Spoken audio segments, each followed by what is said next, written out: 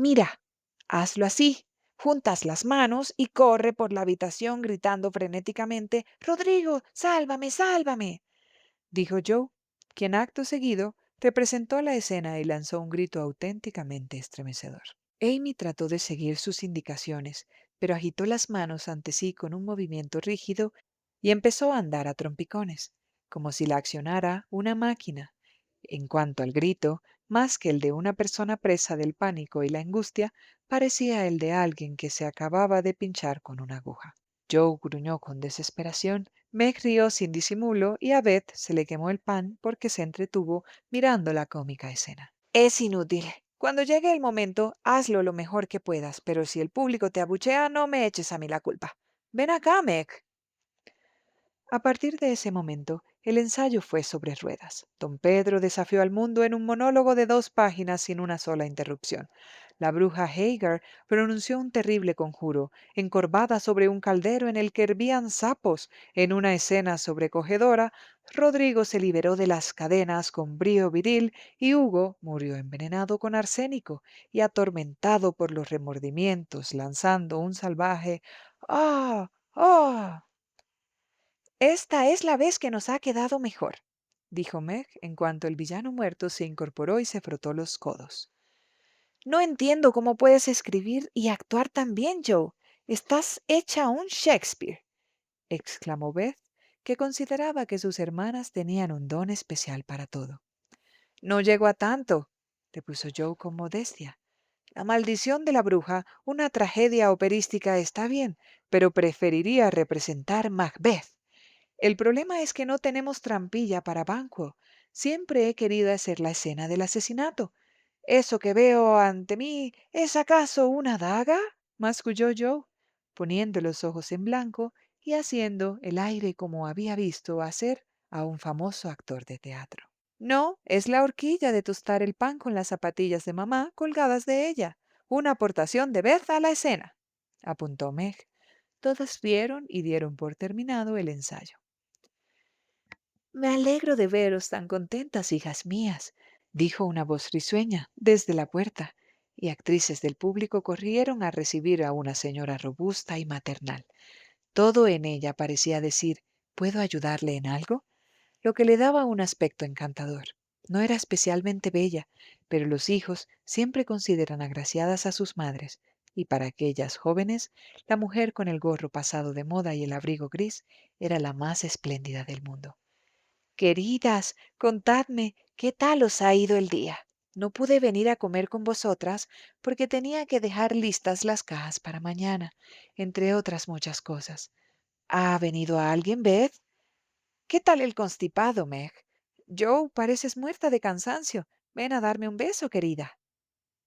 Mientras formulaba aquellas preguntas maternales, la señora March se quitó las prendas mojadas, se puso las zapatillas calientes, se acomodó en la butaca, con Amy sentada en sus rodillas. Se dispuso a disfrutar del mejor momento de su ajetreado día. Las jóvenes, por su parte, se afanaron para que su madre pudiese descansar un rato. Meg puso la mesa para la cena, Joe trajo la leña y colocó las sillas en su sitio, sin dejar de tirar y volcar primero todo lo que pasaba por sus manos. Beth iba y venía de la cocina a la sala, muy seria y hacendosa, y Amy daba instrucciones a todas, sentada y cruzada de brazos. Una vez reunidas en torno a la mesa, la señora March anunció con particular alegría. Tengo una sorpresa para vosotras después de la cena. Una sonrisa iluminó el rostro de las jóvenes como un repentino rayo de sol. Beth aplaudió sin recordar que tenía una galleta caliente en la mano, y Joe agitó el aire de la servilleta al tiempo que exclamaba, ¡Carta! ¡Carta! ¡3 hurras por papá! Sí, una carta muy larga. Está bien y confía en pasar el invierno mejor de lo que temíamos. Nos envía toda clase de parabienes para Navidad y un mensaje especial para vosotras, chicas, añadió la señora March, dando unos golpecitos a su bolsillo como si guardase un gran tesoro en él. Pues démonos prisa. Acabemos de cenar. Amy, haz el favor de no perder el tiempo levantando el meñique para sostener con más elegancia la taza, espetó Joe, que casi se atraganta con el té y su prisa por terminar. Dejó caer un trozo de pan con mantequilla sobre la alfombra.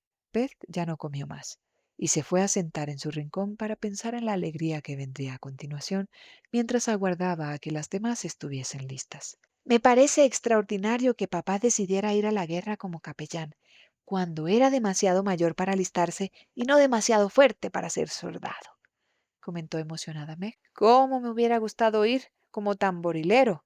¡Vivan! ¿Cómo se dice? O como enfermera.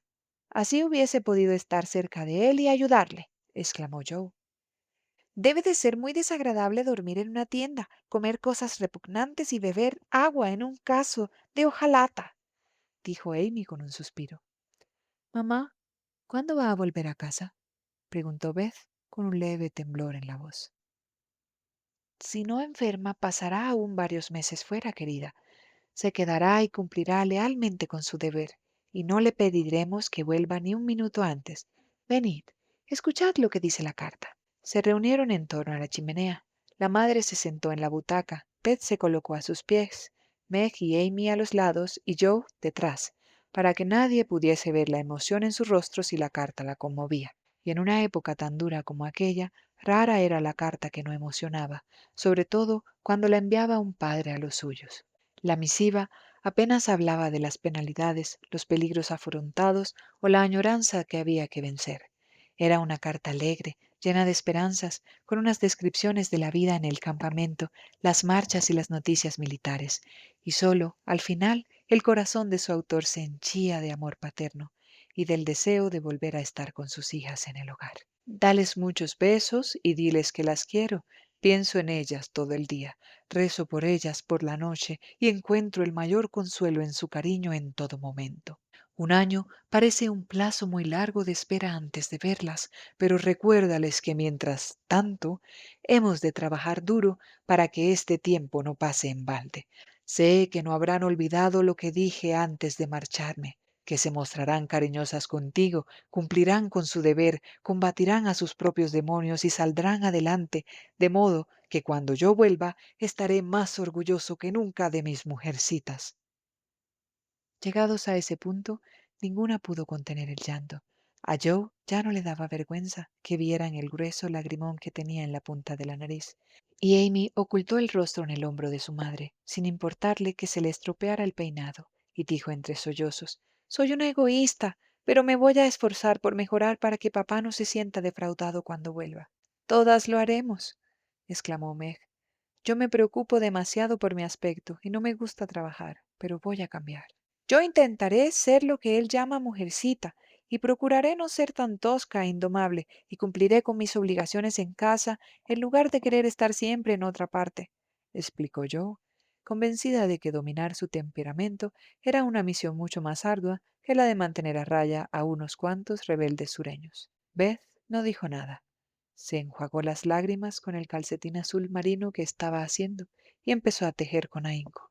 Poniendo manos a la obra, se afanó en la tarea que tenía más cerca, mientras prometía que sí sería de todo aquello que su padre esperaba encontrar cuando, al cabo de un año, llegase el momento feliz de su regreso.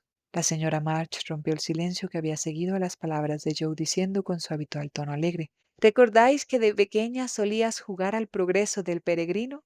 Nada os gustaba tanto como que os atara atillos a la espalda, os diera sombreros, bastones y rollos de papel y os dejara recorrer la casa desde la bodega, que era la ciudad destrucción, hasta la buhardilla, donde creabais vuestra ciudad celestial con todo lo que habíais recorrido. Sí, era muy divertido, sobre todo cuando luchábamos contra los leones, nos enfrentábamos a Polillón y atravesábamos el valle donde vivían los duendes, recordó Joe.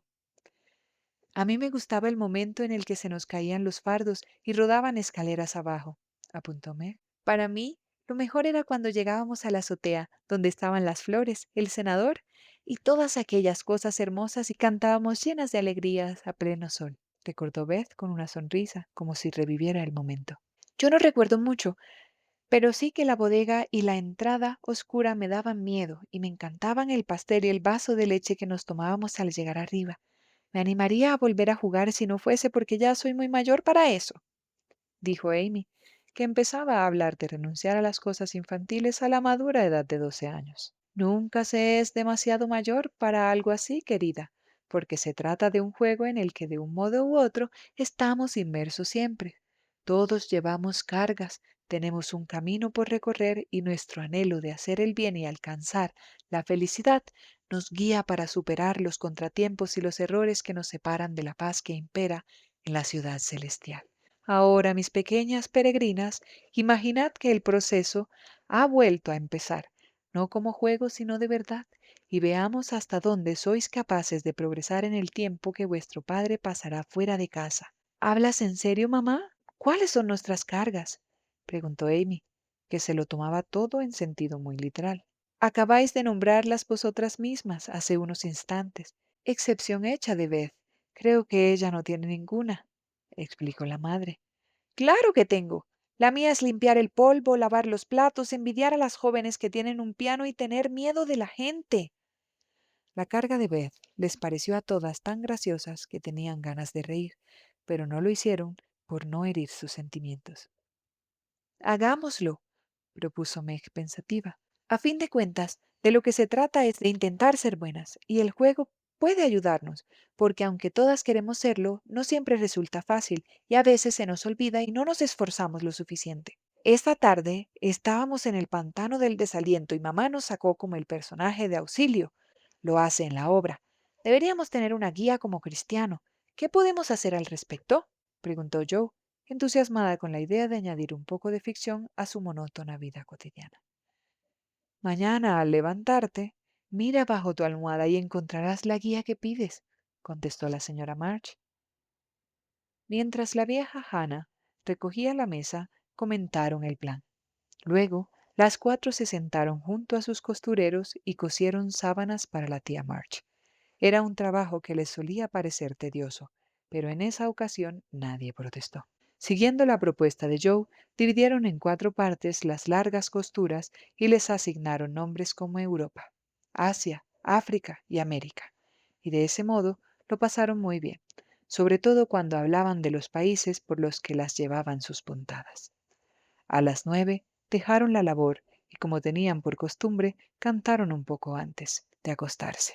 Solo Beth era capaz de lograr que el viejo piano sonara bien. Ella sabía cómo acariciar las teclas amarillentas y crear un acompañamiento agradable para las sencillas canciones que entonaban. La voz de Meg sonaba como una dulce flauta y junto con su madre se encargaba de dirigir el coro. Amy desafinaba como un grillo y Joe se perdía en ensoñaciones y estropeaba las melodías intercalando una corchea o un silencio donde no debía. Cantaban antes de acostarse desde que aprendieron a balbucear la canción infantil Brilla, brilla, estrellita, y se había convertido en una costumbre familiar. La señora March tenía muy buena voz. Lo primero que oían al despertar era a su madre cantar por toda la casa como una alondra, y el último sonido de la noche era su cálida voz entonando la misma canción, pues para ella sus hijas nunca serían lo bastante mayores para dejar de disfrutar de esa entrañable canción de cuna.